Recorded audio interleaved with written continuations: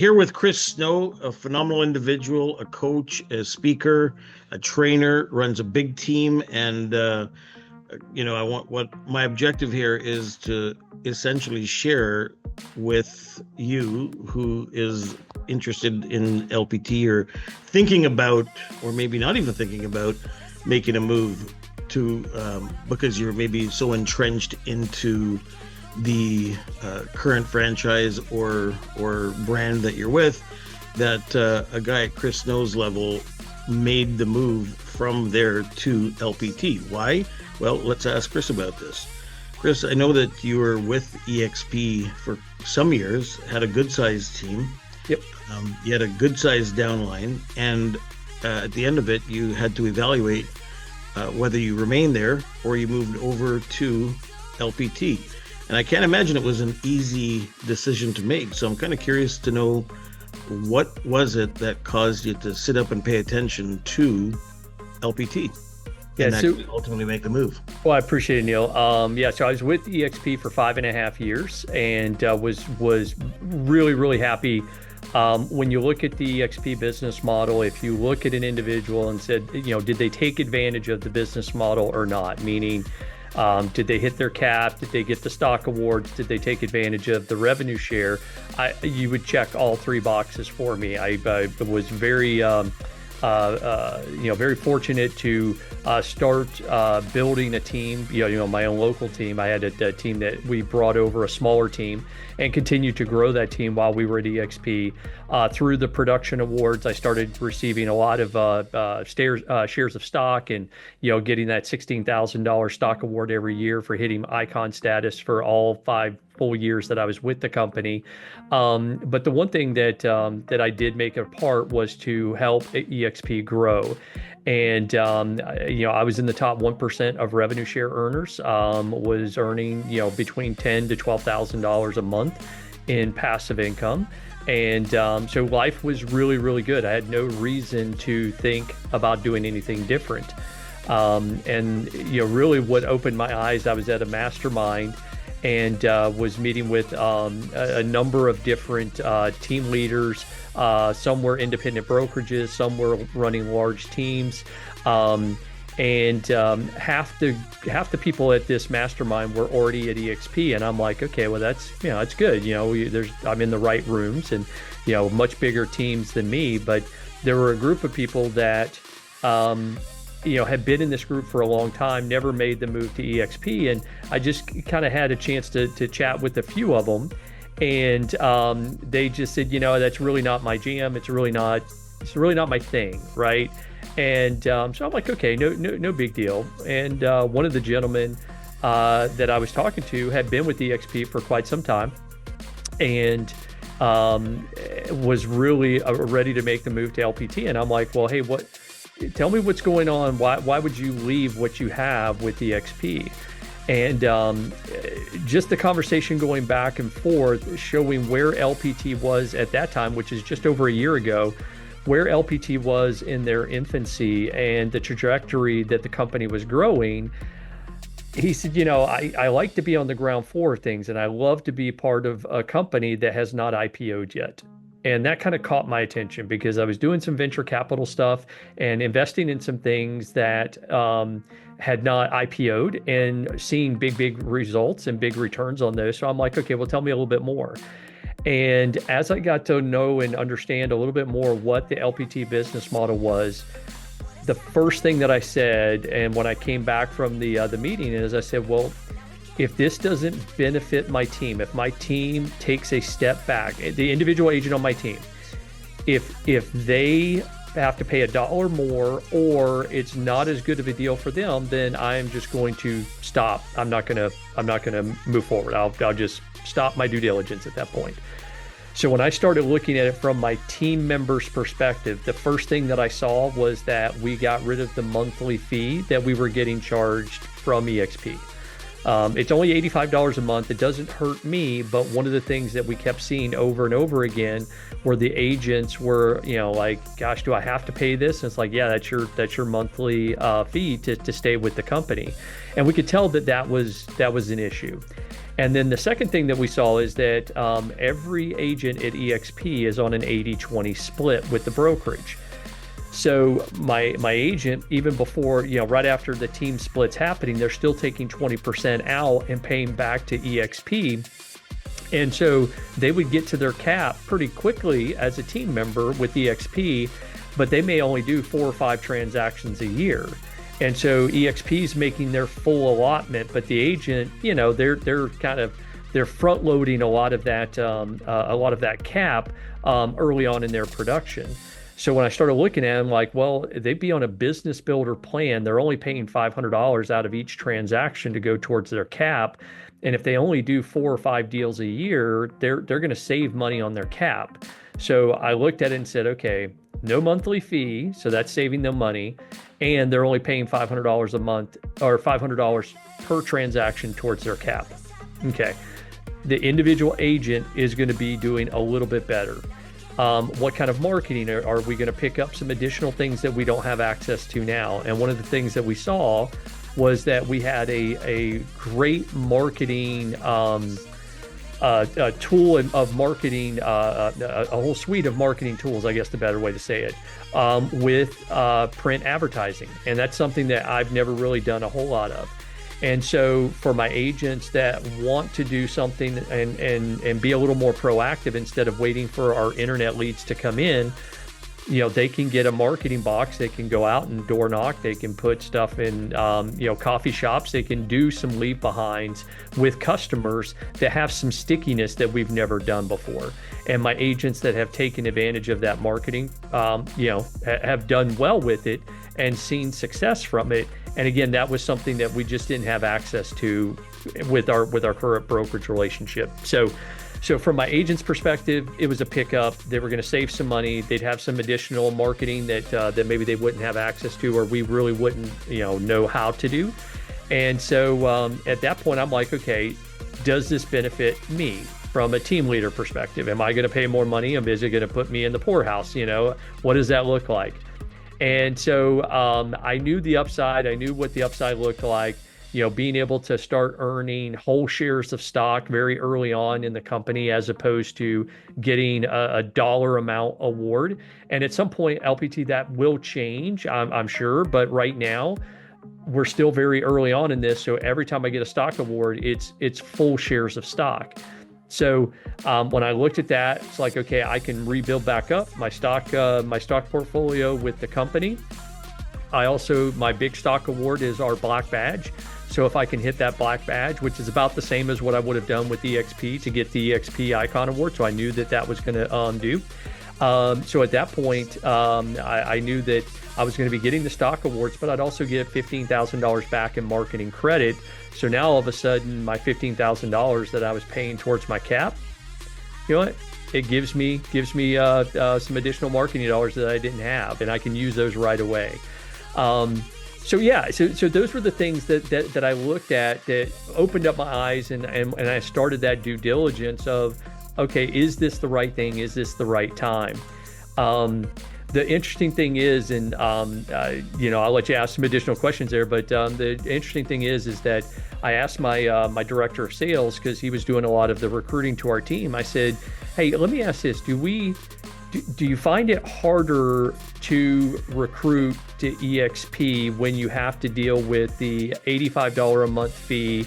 You're having to deal with the $150 application fee, and that 20% on each transaction. He goes, yeah. He goes, we get people that love the team and go, I just can't afford to do this. And it's not because the team splits were bad. It's just after the team splits, with what they were going to be taking home on their first couple of transactions, they're like, look, I just need to make a little bit more money than that very early on. And so now all of a sudden I said, okay, I think we're going to have a better model to be able to recruit to our team. Man, thank you for that. That makes a lot of sense. One of the things that comes to my mind is the two-tiered cap that Yep. LPT offers, and it seems to me that they're the only company out there that actually offers that, at least at this point, anyhow. Are you familiar with any others that are using I'm it? not, and that's one of the things that I love is that with from a core value standpoint, our core values are giving the agent choice. You choose what success looks like in your world, and so for that agent that's just starting their business, would it be nice to be able to recruit a whole bunch of people and sponsor and make some revenue share? Yes. Would it be great to have a whole bunch of sales and get stock awards, real big stock awards? Yes. The reality is the average agent will never take advantage of either of those things. And so in order to take advantage of those with pretty much all the other business models is that you're having to pay in a higher cap to the company to get a benefit that you'll probably never take advantage of. And so I love that the individual agent can come back and say, well, right now, it's most important to me and my family right now for me to make as much money on my first 8, 10, 12 transactions so that I can stay in this business and I can reinvest that money right back into my marketing so that I can grow my business faster. What I love is that it gives the agents an opportunity to make that decision. Where am I at in my spectrum of my career? Am I just starting out and that business builder makes much more sense?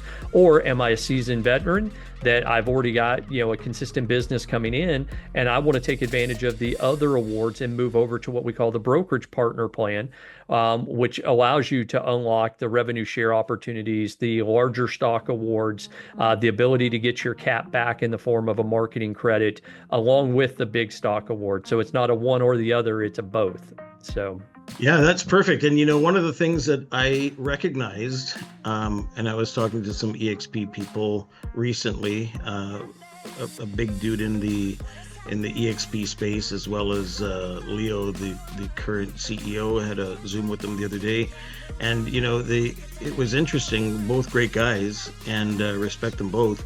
But what I couldn't understand is the lack of embrace for basically agents, back to your point of where they are in the spectrum of their career. When an agent can start off with less financial burden to run their business, i.e.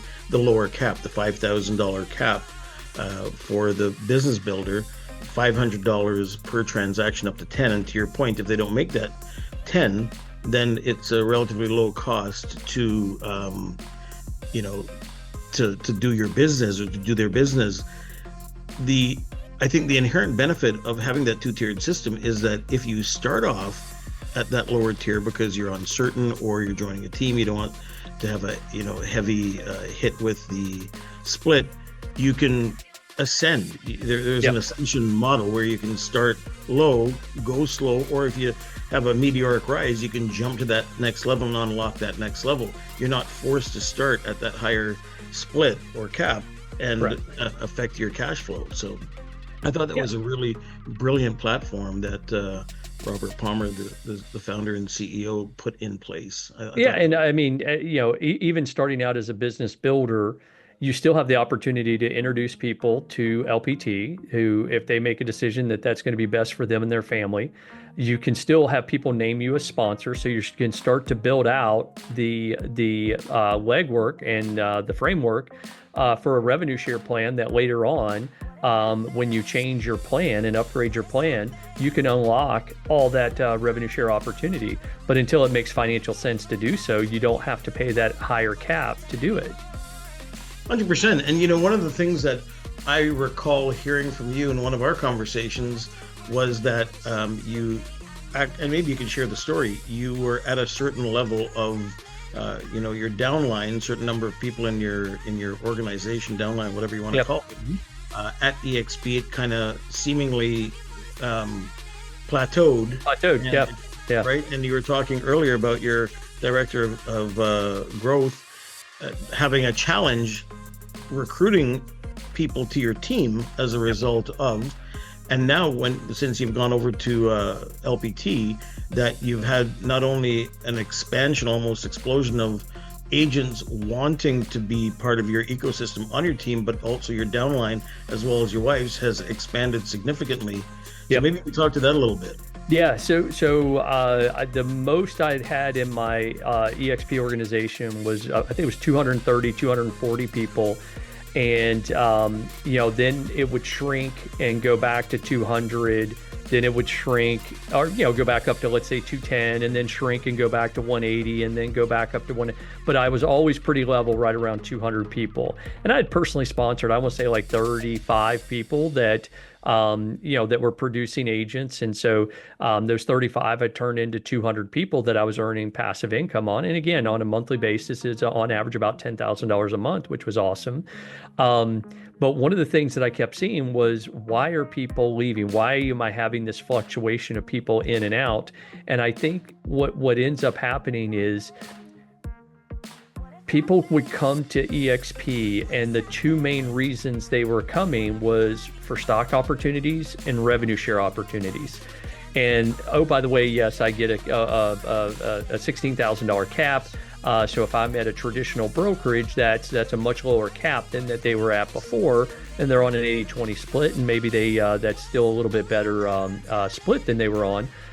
So okay, there was a benefit to coming over, but really in their in the back of their mind, they were looking at, I need to make, I want to hit those metrics. I start earning the revenue share. I want to build my downline, and I want to get bigger stock awards. And I think what ends up happening is that they would find out after about a year, they would get, and their cap would be resetting, and they go, okay, I didn't hit my cap, or maybe I just barely hit my cap, so I never got to the full 100% on every transaction. And so they really didn't get a chance to benefit from 100% commission. They look back and they said, well, I didn't really recruit anyone, and so I'm not earning any rev share. And so that's not really a benefit to me. And because my production wasn't high enough, I didn't get the big stock awards. Maybe you got $250 or $500 in stock awards. Well, that's not going to change my life. That's not going to, that doesn't help me. And so they started looking at other less expensive alternatives. And so they would find the 100% company in the local market area, leave EXP, go to 100% market, because that's where their business was at the time. And so when I looked at that, I said, wow, Robert's really kind of solved for both types of agents that are in the market. And I'm sure there's a third type, but a majority of the agents are either, I don't really care about any of the ancillary stuff, just give me the highest commission that I possibly can, where I can pay in the least amount to the brokerage, and give me enough support and other things where where a little bit of money that I am paying into the brokerage, that I'm actually getting something for it. Check the box, because you get a ton of stuff even as a $5,000 capping agent. Or if I'm more the entrepreneurial type and I want to help the company grow and I want to take advantage of everything that the model has to offer, I can take that brokerage partner plan. And so, the way we looked at it is, the opportunity is a good time for us to do that. My wife had never opened up her revenue share, or she had never activated her license when we were at the XP, because it didn't really make a whole lot of sense. It was very difficult to not only recruit, but to have enough qualifying agents for one person, much less try to support enough qualifying agents to support two people in a revenue share plan. And so, when we made the decision to come to LPT, we actually came with 4 other team leaders and team members and their, husbands and wives. And all of us, activated each person's license. So the husband, the wife, the team leader, the co-team leader, all that good stuff. So everybody's license was active, and we got very creative with how we were building our organization. But outside of that, when I left EXP after 5.5 years, I had 200 people in my organization. As I sit today, 15 months, 16 months since we made the transition over, and I've got 600 people, almost 600 people in my downline, in my organization. I apologize. I've got almost 500 people in my organization, and my wife's got almost 650 people in her organization. So we do have the opportunity to double dip. And so now we're starting to see that, per agent, if we were at EXP, we would be making more money per agent, but we wouldn't have that many agents. So I'd rather make a little bit on a lot more people than, really put all my eggs in a basket where, there are just fewer people going and fewer people in my organization. And when those people leave, it really puts a dent in my revenue share. So, man, you've hit on some absolute gold there, Chris. One of the conversations that I had with the gentleman that from EXP was, I think it would be easier for people within either company to, in this case, really LPT versus EXP, invite other people to join in on the savings that they would actually receive by coming to LPT. Whereas with EXP, you can't do that. So if somebody's going to be in the business builder zone, if you will, and have a $5,000 cap by doing 10 deals, or if they, again, don't hit the 10 deals, they have a lower cost to operate. Wouldn't it be easier to tell your friend, hey, Joe, Jane, Susie, Tom, come on over, because you're selling the same amount of real estate every year, essentially, but your costs are going to dramatically decrease. And then one of those people could actually find, or several of them, a certain percentage, will find themselves ascending into that next stage, right? The brokerage. Correct. Part. Yeah. So right now I may look at where 70% of the people in my organization may be on the business builder plan today. A portion of them will upgrade their plan over time. And so it just opens up the opportunity for more and more people to say yes, to opt into the opportunity. So, and I said to them, I said, let me ask you a question. Would it not be easier to invite 3 people to every one, like at LPT, 3 people to everyone that you can? Because what is your value add? You have a lot of stuff that you can offer, the cloud-based system, and you have pay the day after, the same day as the closing. So those are all great. However, until that point in time, there's a cost to operate. So would it not be easier for me to invite and encourage or introduce 3 people who successfully say, yeah, I can see the vision, I can see the benefit to myself and my family, over you recruiting or introducing, if you will, one person that successfully joins your organization? To me, it's a no-brainer. Yeah, and here's fair or unfair, right? Having recruited to both models, one of the things that I would say is that having an initial conversation with someone about EXP, again, good, bad, or indifferent, it's just what it is what it is. Because for a period of time, it seemed, I'm not saying it was, but it seemed that the focus was more on recruiting and building an organization than it was on selling real estate. Again, that was the perception. How they got the perception, don't know. Because when I was there, I was focused on selling real estate. I didn't sell any less real estate. Actually, my volume and transactions went up every year that I was with EXP. So I think it was a little bit unfair, but that was the perception of agents when you would talk with them about EXP, because there was such an emphasis on the recruiting side of it. One thing that I noticed right off the bat is every conversation that I've had with leadership and anyone with LPT, and even with people that have come over that are actively recruiting, is that it's all about production. It's all about selling more houses. Now, again, do I want to sell more houses every single year just to stay in the rat race? No, right? But while I'm doing it, my focus needs to be on selling homes, selling at a high level, because there's nothing more attractive to another team or another team leader or an individual than someone who is where they want to be or on the same level and grinding it out just as hard as they are, and go, you know what, hey, here's some benefits that you're going to have while you're still doing your business that you're doing. And I think that, one of the things that Robert's very sensitive of is don't take your eye off the ball when you come from, let's say you come from a model where, a Century 21, a Caldwell Banker, Sotheby's, something like that, where you don't have an opportunity to earn revenue share. Do not take your eye off the ball. Keep selling houses, and through the selling of houses, start to introduce people and have that opportunity to grow that passive income. But don't stop selling thinking you're going to just build this big organization right away and retire from real estate. So yeah, and what comes to my mind after you saying all of that is the speed at which that growth can organically take place by Yep. everything that you're saying. So I look at this, you said earlier that was it 5 years you were with EXP? 5.5 years. 5.5 years.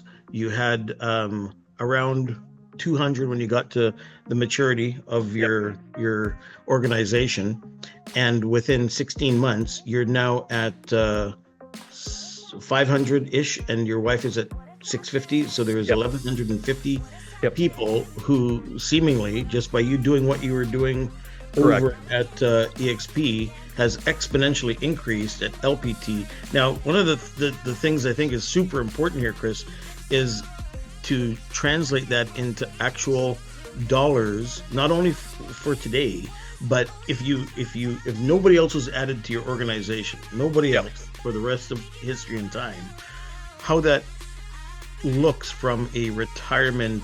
Let's say you didn't have any other investments, you didn't have any revenue coming from properties or stocks or whatever the case is, just that one stream.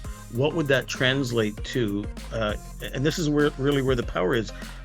I'm going to go off on a bit of a tangent before I kind of get to the final question mark here. But a lot of people have given downlines, revenue share, all the pyramid schemes a bad rap. But I don't think they genuinely understand the inherent value and how it can transform your life by having that cash flow. Yeah, and I would say, if you don't like the idea of calling it revenue share, just call it referral fees. Because, That's a great point. I in essence, I'm earning referral fees. I referred an agent to come to the company, and I'm making referral fees off of that introduction, right? And so again, it's not scientific. There's nothing that I can put. It's if I looked at on average for the person that was in my EXP organization, whether they sold a house or they didn't, they're just a number, right? On average, I would earn about $50 per person per month in my organization. And I knew coming to LPT that number wasn't going to be that high because, again, I'm going to have a lot more people that are on lower cap plans. And so the per agent amount would be a little bit lower, but I'm going to have a lot more people that I'm going to have more leverage with and a little bit more security that if, 1, 2, 3, 5 people leave, I'm not losing a big chunk of my passive income. And so, on average, it's been somewhere between $22 to $27 per person per month. That's just in mine. Now, again, other agents may have a higher number. Some agents may have a lower number, but I've replaced my revenue share income on my own personal income that I was earning from EXP. And now my wife, we're building hers because obviously she's got a lot of people in her organization, but we have to have enough qualifying agents for both of us. And so we're building out her lines right now. And more than likely, if we can get her to 20 qualifying agents that she's personally sponsored, which we're pretty close to that, and get them into production, she'll open up all 7 levels of her organization, and she'll probably double, maybe triple what I'm earning. So that's where the opportunity is. So, yeah, and I think people don't understand the gravity of that cash flow that comes in every single month. And I got to tell you, I'll put my arm up as the leader of the ignorant, because I dismissed it for years and years and years. It's recruiting. It's all about recruiting. I don't want to recruit. I want to sell real estate. That's a joke. All this narrative was going on in my head. And here I am now, ridiculously excited about the future. Not only the revenue that can be generated from it, but to introduce people to a life-changing platform and ecosystem. So the interesting thing is I tried to build my personal budget based on what I earn off rev share. So I tried to get my personal budget to $10,000 or less per month so that every single month when my revenue share check comes in, it pays all my personal bills. That gives me a huge amount of opportunity with my team and my business that I don't have to be pulling as much money from my business to grow my team to pay personal bills. I can reinvest that back into growth of my team, into tools and resources and training and technology, things that make it easier for them to do their day-to-day business. So, yeah, I mean, here's the thing is that someone's going to be earning money somewhere on every single transaction. And I owned a Century 21 franchise prior to going to EXP. And so there was a royalty fee that came off the top of every single transaction. That royalty fee was spread out amongst 6, 7, 8 different people that were in corporate positions that received something from a sale that they weren't a part of, but because they were in a corporate position, they made that income. What I love about the revenue share models is that they reward the agents who are responsible for the growth. You've just hit on something. Again, I was ignorant too. The difference between revenue share and profit share. Yeah. Because KW has a profit share model, do they not? Yeah, they do. Yes, and really, any model that's going to give money back to the agents is a great model. So when Gary Keller put that out there, it was great, right? Because you have a profit share that if the market center is doing well, they will share in the profits with the agents that are helping that market center grow. I mean, again, there's an incentive to help your local market grow. Really, the big difference that I see, and I always equate it this way, Neil, and I'm not sure in Canada if it's anything like it is in the U.S., but in the U.S., you would much rather be taxed on your net income than you would be your gross income. So when we look at revenue share with LPT, it's like paying taxes off of your gross revenue. It's a higher dollar amount. Profit share is like you paying your taxes based on your net revenue, which is I want to show as little revenue as I can coming in so that my tax base will be a little bit lower. What I love about the revenue share model is it's very transparent. Robert put out from the very beginning that 50% of the revenue that comes into LPT, no ifs, ands, or buts, 50% of the revenue that comes into LPT is going to get paid out in the revenue share plan. And there aren't going to be any adjustments. There aren't any, we're not as profitable this month as we were the month before. Or we're paying out more this month. You're paying out 50% on every single 50% will go out. And that's why our revenue share model overall looks a little lower, but in reality, it's still pretty close to the other companies out there that may have a little bit higher on paper revenue share plan. Yeah, makes a lot of sense. I just want to dive into, I don't want to keep you for too long here, Chris, but just want to dive into the difference, as a team leader myself, and you've been a phenomenal team leader as well. For the team leaders that are looking to expand their team and the ease or difficulty that's associated with it, depending on your value proposition, not only that the team offers, but that the brokerage offers. Right. You have gone, maybe you can share a little bit about your story, the number of agents that you had. That, of course, you alluded to some challenges in adding more people to your team at that time. And now that you're at LPT, what has changed dynamically for your team growth? Yeah. By being with LPT. Yeah, so when we made the transition over, we're right around 17, 18 agents. And right now, as we sit today, we're at, I think, 42 agents on our team. And so there's two components to it, right? If I'm not picking up the phone, I'm not calling people, I'm not inviting them to come take part in joining our team,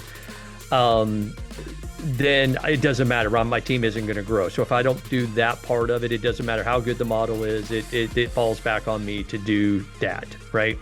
Now that has been in place for quite some time. So it's kind of that come and see, right? Like come and see what our team is all about. Come and see what LPT is all about. And when they come and they see, the opportunity and the percentage of people that we are pulling through is much higher than when we had people, we couldn't even get them to come and see, because once we had that initial conversation, it kind of stopped because we started running financials and they're like, well, this just doesn't make financial sense for me. So again, when people aren't coming, it isn't because the model is too expensive. It's in their mind, hey, look, I'd rather not be on a team. I kind of want to still build my own thing. I want to build my own brand, which is okay. And so in some cases, we've had people come, think about joining our team, but decide, hey, you know what? I'm probably a better fit right now as an individual solo agent with LPT because I do like the business model. But if I run into any issues, it's always good to know that I've got a team that I can join immediately after it. And, that's the great thing as a team leader. Robert Palmer has a heart for teams. He has a vision to help teams grow because he knows that as teams grow and they take on a lot of the training and LPT offers tons and tons of training, but having someone the training and accountability that you get from a team leader, someone that's investing in you is very hard for any brokerage to replicate. And so he understands that as his teams grow, and the more that he can pour into team resources and helping teams grow, the better off the company is going to be as a whole. The company is going to grow faster by being able to do that. But you're also going to have this longevity of agents staying with the company. So the retention is going to be a lot higher, knowing that, okay, an agent just came on board. They're on a 5,000 cap plan.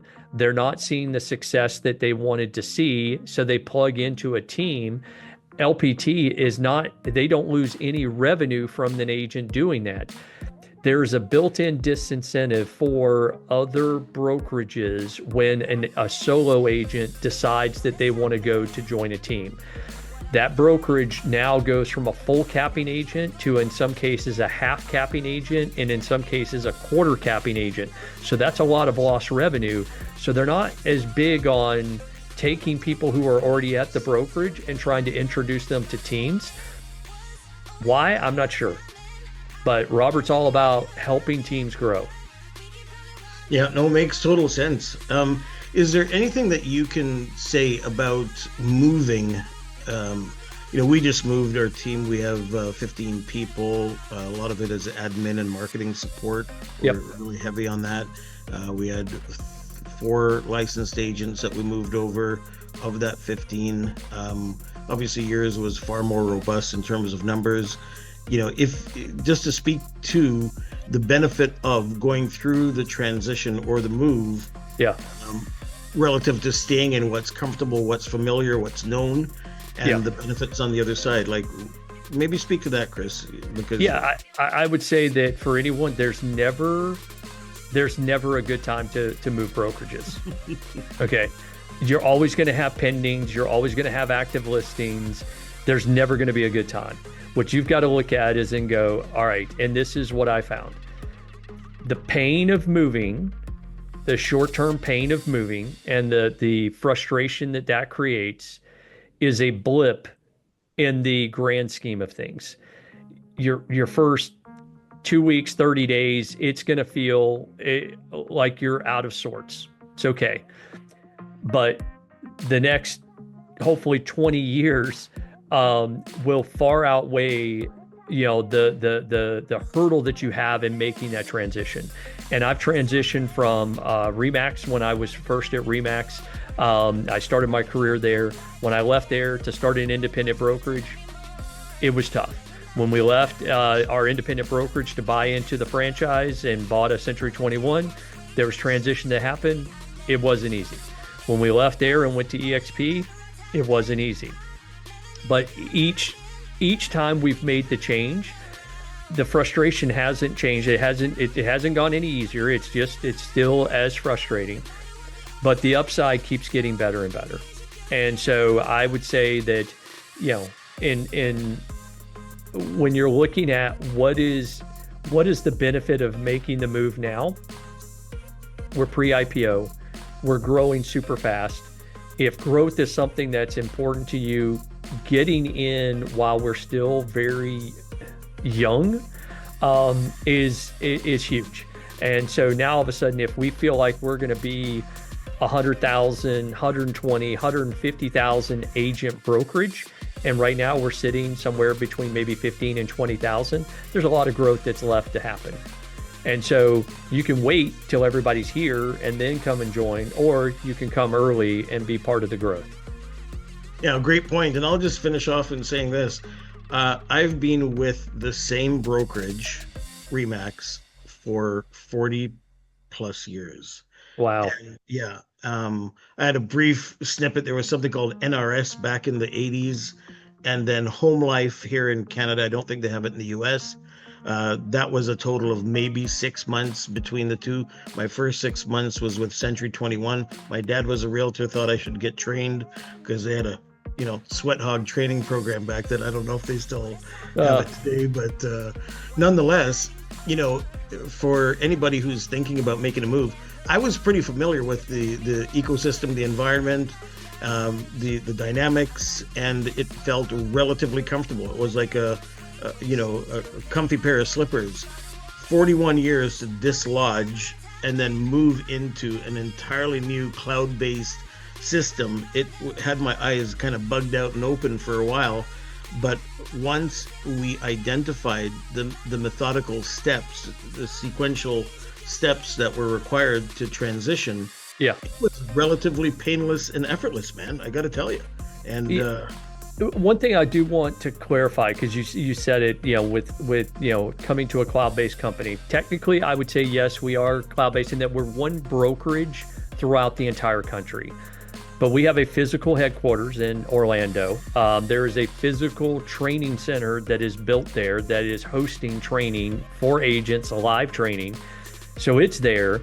And then in pretty much every single major market or every major city, there are teams like myself that run hubs that are basically offices, LPT offices that any LPT agent can go in and use. And so, yes, we have some of the framework that you would call cloud-based, but we have a lot of those tangible benefits that a traditional brokerage would have. That's great, because yes, I certainly didn't expand on all of that. So thank you. Yeah. It's important for those people who need to have bricks and mortar and all that.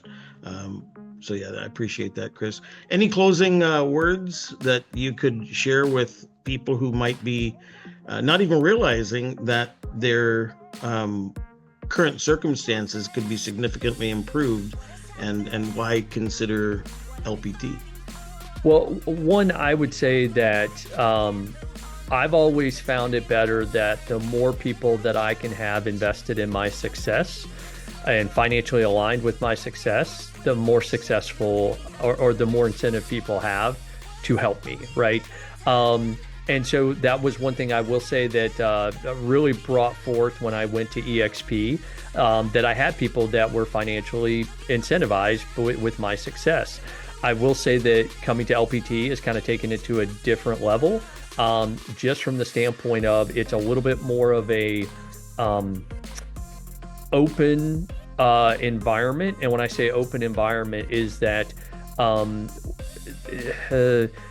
there seems to be a little bit more siloed approach with EXP and how people build organizations there, and kind of how the comp model kind of created these silos. And if you're not in the right silo, maybe you don't get one thing versus another. We don't have that here. And so if I need to talk to a team leader, someone about something, or, I want my agents to plug into something that someone else is doing, we have free access to do all of that. And so, I would say that, being able to come over here, have people that are financially incentivized to help you and, benefit financially from that relationship. The more people that are, that receive some sort of income from work that I'm doing, it makes it super simple for me to reach up and go, hey, what are you doing? How are you helping? All this good stuff. So no siloed approach, and just people who are just wanting to see agents succeed, and having someone from the top with someone like Robert Palmer, where he wakes up every day saying, how can I help my agents win? Not how can LPT win, but how can I have my individual agents win every single day? And so all the marketing, the The leadership that they provide is about how do we win in a changing landscape, in a changing real estate landscape. And I can say that I have not been disappointed one bit with my transition over. That's excellent. Thanks, man. And to sum up what you just said in my own words, I would say, and it's evident to me, the collaboration versus competition mindset, ecosystem, landscape, whatever you want to call it, it is so real. It's not like I better hide what I know because you may use that against me in my say. Right. It's a very free flowing, let me help you, let me share environment, which I absolutely plug into and love. Yep, you're right. You hit the nail on the head there. So, well, thanks a lot, Chris. I appreciate you, man, and thanks for taking the time. Hope whoever is watching appreciates the insights, and hopefully it can help them make a good decision. Absolutely. Thanks, Neil. God bless, man. Thanks, man. Thanks.